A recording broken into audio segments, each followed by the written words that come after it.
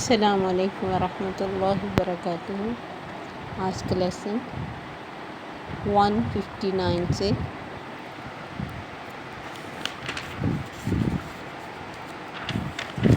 162 تک جائے گا۔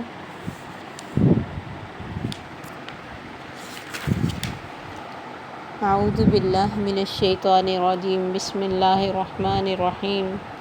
رب اشرح لی صدری ویسر لی امری واحلل عقدۃ من لسانی یفقہوا قولی رب زدنی علما اللہم فقہنا فی الدین۔ وقطعناہم اثنتئی عشرۃ اسباطا امما، اور تقسیم کر دیا ہم نے ان کو 2 اور 10 گروہوں میں، امما قبیلوں میں اور گروہوں میں۔ وَأَوْحَيْنَا إِلَىٰ مُوسَىٰ، اور وحی کی ہم نے طرف موسیٰ کی، اِذِ اسْتَسْقَاهُ قَوْمُهُ، جب پانی مانگا اس سے اس کی قوم نے، أَنِ اضْرِب بِعَصَاكَ الْحَجَرَ، کہ مارو اپنی لاٹھی کو پتھر پر۔ فَانبَجَسَتْ مِنْهُ اثْنَتَا عَشْرَةَ عَيْنًا، تو پھوٹ نکلے اس میں سے 12 چشمے۔ قَدْ عَلِمَ كُلُّ أُنَاسٍ مَّشْرَبَهُمْ، بے شک جان لیا ہر گروہ نے اپنے پینے کی جگہ کو، گھاٹ کو۔ وَظَلَّلْنَا عَلَيْهِمُ الْغَمَامَ، اور سایہ کیا ہم نے ان پر بادلوں کا۔ وَأَنزَلْنَا عَلَيْهِمُ الْمَنَّ وَالسَّلْوَىٰ، اور اتارا ہم نے ان پہ من اور سلویٰ۔ كُلُوا مِن طَيِّبَاتِ مَا رَزَقْنَاكُمْ، کھاؤ پاکیزہ میں سے جو رزق دیا ہم نے تم کو۔ وَمَا ظَلَمُونَا، اور نہیں ظلم کیا ہم نے، وَلَٰكِن كَانُوا أَنفُسَهُمْ يَظْلِمُونَ، لیکن تھے وہ اپنی جانوں پر ظلم کرنے والے۔ وَإِذْ قِيلَ لَهُمُ اسْكُنُوا هَٰذِهِ الْقَرْيَةَ، اور جب کہا ہم نے بس جاؤ اس بستی میں۔ وَكُلُوا مِنْهَا حَيْثُ شِئْتُمْ، اور کھاؤ اس میں سے جہاں سے چاہو تم۔ وَقُولُوا حِطَّةٌ، اور کہو حِطَّةٌ۔ وَادْخُلُوا الْبَابَ سُجَّدًا، اور داخل ہو جو دروازے میں سجدہ کرتے ہوئے۔ نَغْفِرْ لَكُمْ خَطِیئَاتِکُمْ، ہم بخش دیں گے تم سے تمہاری خطائیں۔ سَنَزِیدُ الْمُحْسِنِینَ، اور ان قریب ہم زیادہ دیں گے احسان کرنے والوں کو۔ فَبَدَّلَ الَّذِینَ ظَلَمُوا مِنْهُمْ قَوْلًا، تو بدل دیا ان لوگوں نے جنہوں نے ظلم کیا تھا ان میں سے بات کو، غَيْرَ الَّذِی قِیلَ لَهُمْ، سوائے اس کے جو انہیں کہی گئی۔ فَأَرْسَلْنَا عَلَيْهِمْ رِجْزًا مِّنَ السَّمَاءِ، تو بھیجا ہم نے ان پر عذاب آسمان سے، بِمَا كَانُوا یظلمون، اس وجہ سے کہ وہ ظلم کرتے تھے۔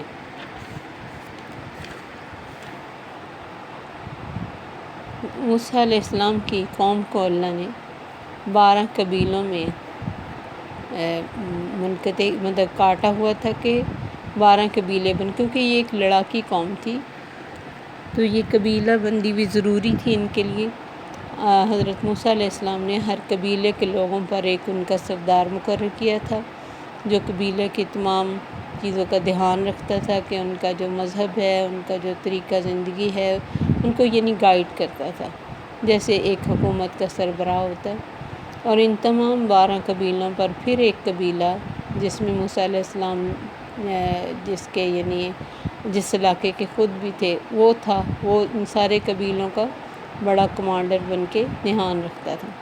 تو یہ سارا ڈسپلن اللہ کی طرف سے سمجھایا اور سکھایا گیا تھا، اور یہ ضروری تھا، وگرنہ یہ قوم بہت لڑتی چھوٹی چھوٹی باتوں پہ۔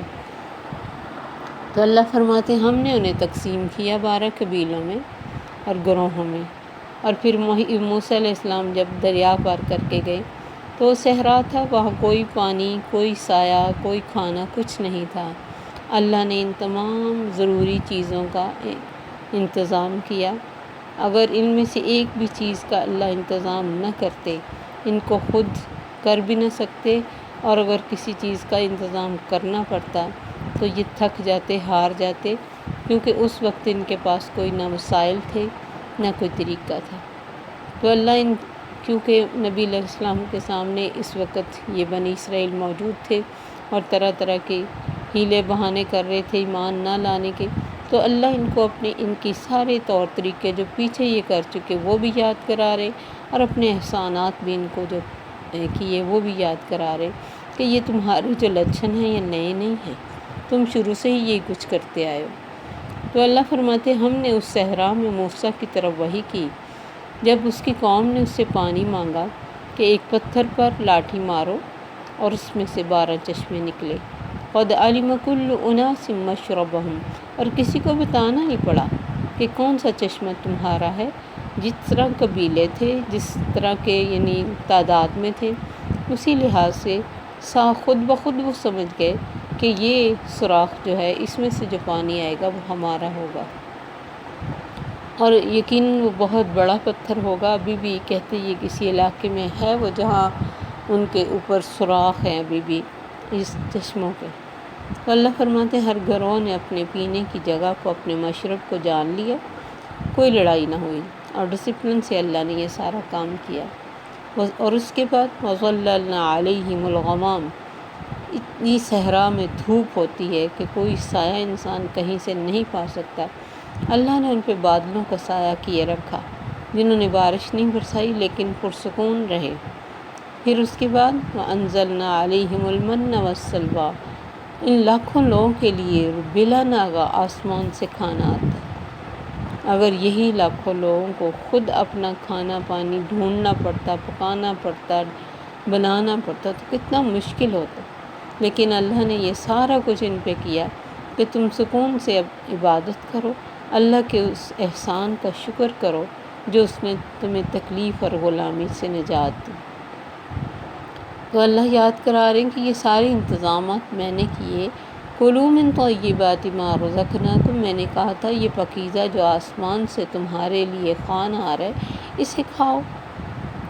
وَمَا ظَلَمُونَا وَلَٰكِن كَانُوا أَنفُسَهُمْ يَظْلِمُونَ، لیکن کچھ دیر کھانے کے بعد انہوں نے کہہ دیا کہ موسیٰ ہم تو اس سے کھانے پہ صبر نہیں کر سکتے، ہمیں تو ساری دال، سبزیاں اور پیاز یہ سب کچھ چاہیے، یعنی کھپنا چاہتے ہیں ہم۔ اللہ کی بنائی ہوئی چیز سے کون اکتا سکتا ہے؟